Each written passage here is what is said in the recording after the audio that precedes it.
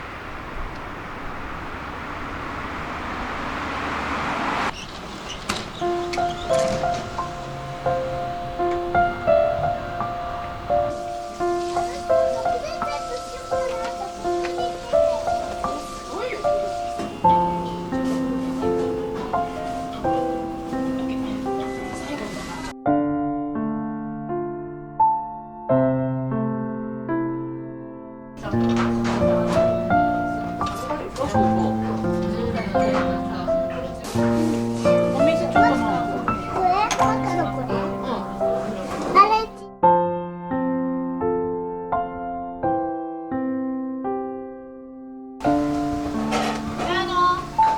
帰ってなんか見ようってお姉ちゃん。パパおしっこいい。なっちゃんもおいで。アッパがさ、僕たちに階段出てるよ。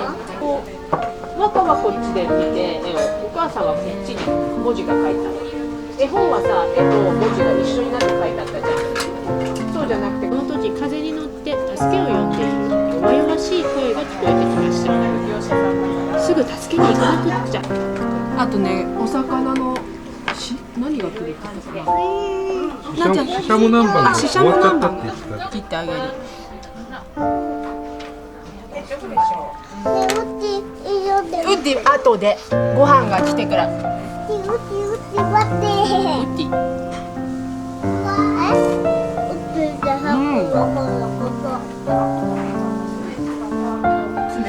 わかりました。はい。いいですか、こちらで。はい、いいです。すみません、今持ってきてくれる。お母さんはお魚定食、お父さんはお肉定食。